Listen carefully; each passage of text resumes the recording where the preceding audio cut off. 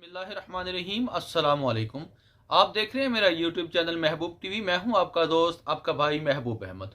उम्मीद करता हूं मुझे देखने वाले, चाहने वाले आप तमाम दोस्त खैरियत से होंगे। आज की वीडियो के अंदर इंशाल्लाह आपके तमाम सवालात के जवाबात दिए जाएंगे और हम कोशिश करेंगे कि जल्दी जल्दी आपके तमाम सवालात के जवाबात दिए जाएँ। इस वीडियो को ज़्यादा लंबा ना किया जाए। इससे पहले कि अगर आपने अभी तक महबूब टीवी चैनल को सब्सक्राइब नहीं किया तो सब्सक्राइब कर लें, साथ लगे बेल के आइकन को भी लाजमी से प्रेस कर लें ताकि मेरी हर आने वाली नई वीडियो का नोटिफिकेशन जो है वो आपको बर वक्त मिलता रहे।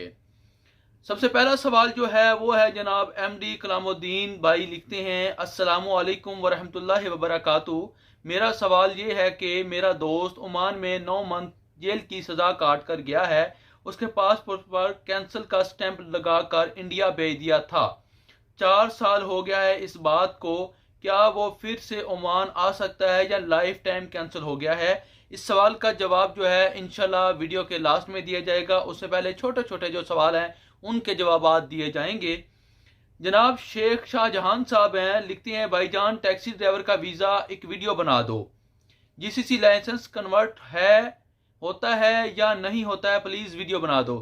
शाहजहां साहब मैं आपसे गुजारिश करूंगा अगर आप तफसील के साथ लिख दें मुझे कि क्या आप पाकिस्तान, इंडिया, बांग्लादेश, नेपाल, फिलीपीन का लाइसेंस जीसीसी कंट्री में कन्वर्ट करना चाहते हैं या आप इधर टैक्सी किसी मुल्क में चलाते हैं। ओमान के अंदर तो खारजियों को टैक्सी चलाना ममनू है, अलाउ नहीं है। सिर्फ ओमानी लोग ही ओमान के अंदर टैक्सी चला सकते हैं। अगर आप सऊदी अरब, दुबई, कतर, बहरीन, कुवैत में मौजूद हैं और आप इधर का लाइसेंस अपने मुल्क में इंडिया, पाकिस्तान या बांग्लादेश में जाकर कन्वर्ट करना चाहते हैं तो मुझे तफसील के साथ लिखते हैं। इंशाल्लाह मैं आपके लिए तफसीलन वीडियो बना दूंगा, तरीकाकार मुकम्मल आपको सिखला दूंगा। उसके बाद जनाब अंजू अर्जुन सांदिल जनाब हैं, इंडिया से मेरे भाई, मेरे प्यारे दोस्त, मेरे बहुत ही प्यारे सब्सक्राइबर हैं। लिखते हैं कि मैं एक्सप्रेस वीज़ा में ओमान में हूँ, मेरा वर्क वीज़ा में कन्वर्ट कब तक होगा? तो ये मेरे भाई ये आपकी कंपनी के ऊपर डिपेंड करता है। जिस कंपनी ने आपको एक्सप्रेस वीज़ा लेकर दिया है, जिस कंपनी ने आपको एक्सप्रेस वीज़े के ऊपर ओमान में बुलाया है, वो जल्द से जल्द आपका वीज़ा कब तक लगा देंगे या वो जो एक्सप्रेस आपका वीज़ा है इसको एक्सटेंडेबल कर देंगे, ये उस कंपनी के ऊपर अपना डिपेंड है कि वो कब तक आपका वीज़ा लगाते हैं। इसके मुतालिक मैं कुछ नहीं बोल सकता। अगर आप आज़ादाना तौर पर अपना एक्सप्रेस वीज़ा लेकर आए हैं तो आप कोशिश कीजिए कि जल्द जल्द वीज़ा ढूंढें और अपना वीज़ा लगवाने की कोशिश कीजिए। इंशाल्लाह आपका जो एक्सप्रेस वीज़ा है यह वर्क वीज़े में तब्दील हो जाएगा, इसमें मुश्किल नहीं। उसके बाद जनाब पाकिस्तान से अनवारुल हक मेरे बहुत ही प्यारे भाई हैं जनाब, इन्होंने पहले भी एक सवाल पूछा था लेकिन मैं इनका जवाब नहीं दे पाया। लिखते हैं कि भाई मेरे दोस्त का वीज़ा ख़त्म हो गया है, दूसरा वीज़ा भी है पर बदली नहीं हुआ, मिनिस्ट्री तनाज़ुल लेटर मांग रहे हैं। सबसे पहले मैं अनवारुल हक भाई साहब आपसे ये गुजारिश करता हूं कि क्या आपके जो दोस्त हैं, क्या जो आपके भाई हैं किसी बड़ी कंपनी के अंदर काम करते थे या किसी छोटी सी कंपनी, एक स्मॉल कंपनी के अंदर काम करते थे जिसके अंदर 10 से 50 ज़्यादा बोल गया, जिसके अंदर 5 से 10 या 15 वर्कर मौजूद हों, ऐसी कंपनी के अंदर काम करते थे या उस बंदे के पास, उस अरबाब के पास काम कर रहे थे जिसके पास सिर्फ 2 से 3 ड्राइवर हैं या 2 से 3 वर्कर मौजूद हैं? इस बात की आप तफसील मुझे लिखकर भेजें। मैं आपको फिर भी शॉर्ट तरीके से इस बात को समझाने की कोशिश करता हूं। जो बड़ी कंपनियां हैं जिनके पास सैकड़ों के हिसाब से वर्कर हैं, मसलन जिनके पास 50 से लेकर 100 वर्कर है, 100 से लेकर 1000 वर्कर है, उन कंपनियों को आपके ऊपर कोई एतराज़ नहीं है। उन कंपनियों ने आपके ऊपर कोई एतराज़ लगाना भी नहीं है। उनको आप छोड़कर किसी दूसरी कंपनी में चले जाएं और उनका एक कानून होता है, वो आपका जो एग्रीमेंट होता है वो मिनिस्ट्री ऑफ लेबर में ऑनलाइन करवाते हैं। ठीक है, इस तरह आपका जब एग्रीमेंट है जिस कंपनी के साथ वो ऑनलाइन करवा देगी। जब आपका एग्रीमेंट ख़त्म हो जाएगा आप बिना एनओसी लेटर, बिना तनाज़ुल लेटर दूसरे अरबाब के पास जा सकते हैं।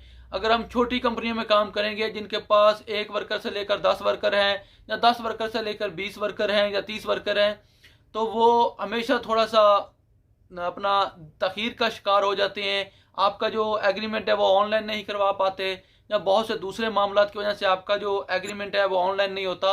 उस सूरत में उस कंपनी को आपके ऊपर कुछ ना कुछ एतराज़ भी होता है कि ये हमें छोड़ कर ना जाए, या बहुत से मामला होते हैं जो आपसे तय नहीं हो पाते और वो तय करना चाहते हैं आपसे, इसलिए हो सकता है कि आपके भाई को मुश्किल का सामना करना पड़ रहा हो।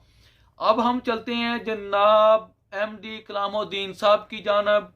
ये गालबन मुझे लगता है इंडिया से मेरे बहुत ही प्यारे सब्सक्राइबर हैं, लाइक करते हैं मेरी वीडियो को और कमेंट भी हमेशा करती हैं। आज इन्होंने एक सवाल पूछा था, जैसे कि मैंने पहले आपको बताया था कि लास्ट में इंशाल्लाह मैं इनका जवाब जो है दूंगा इनको। लिखते हैं कि अस्सलाम वालेकुम रहमतुल्लाहि व बरकातहू। मेरा सवाल ये है कि मेरा दोस्त ओमान में 9 मंथ की सज़ा काट कर गया है, उसके पासपोर्ट पर कैंसिल का स्टैंप लगा हुआ है, क्या वो दोबारा से ओमान आ सकता है? 4 साल हो गए हैं इस बात को, या वो लाइफ टाइम कैंसिल हो गया है? तो MD कलामुद्दीन भाई, सबसे पहले ये बात सुन लें, अगर आपके दोस्त के ऊपर शक की बिना पर कोई केस हुआ था, ठीक है, वो शक की बिना के ऊपर पकड़े गए थे और उन बाद में आपके भाई का जो वो जुर्म था वो साबित नहीं हो सका, तो वो दोबारा ओमान के अंदर आ सकते हैं अगर वो इल्लीगल एक्टिविटी करते हुए नहीं पकड़े गए। आप तमाम दोस्त समझ रहे होंगे कि इल्लीगल जो इधर कानून के अंदर ममनू चीज़ें हैं, जो ममनू वर्क काम है, अगर वो करते हुए आपके दोस्त नहीं पकड़े गए तो आपका दोस्त दोबारा ओमान में आ सकता है। अगर आपके दोस्त को मिनिस्ट्री ऑफ लेबर ने पकड़ लिया था तो उसके ऊपर आपके दोस्त के पासपोर्ट के ऊपर 5 साल की स्टैंप लगी होगी कैंसिल की। 5 साल बाद आपके दोस्त आ सकते हैं ओमान में। अगर आपका दोस्त किसी बड़े जुर्म में इधर पकड़ा गया था तो फिर शायद लाइफ टाइम कैंसिल भी जा सकते हैं, 99 ईयर की स्टैंप भी लग सकती है।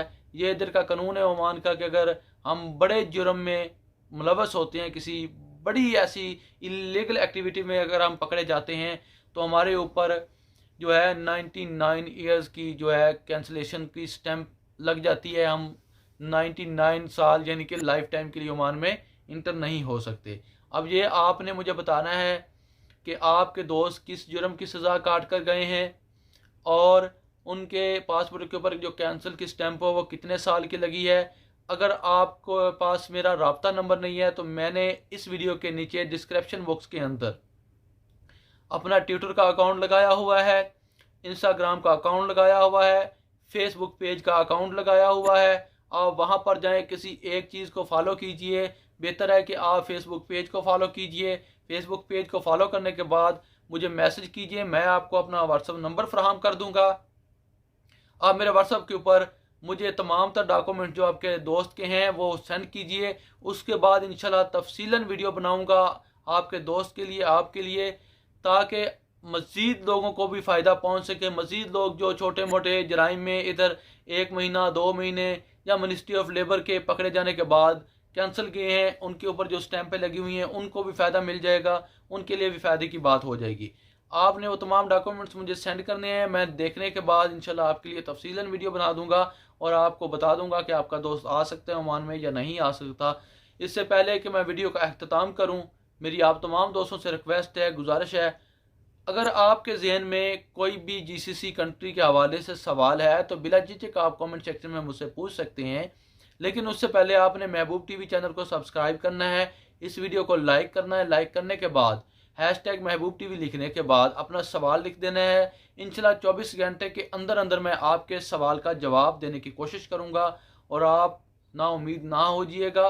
कभी कभार लेट भी हो जाता है, बंदा काम में मसरूफ़ होता है, तो इंशाल्लाह जल्द से जल्द आपके तमाम सवालात के जवाब जो हैं वो दिए जाएंगे। अब दीजिए इजाज़त। अल्लाह पाक आप सबका हामी नासर व पाकिस्तान जिंदाबाद।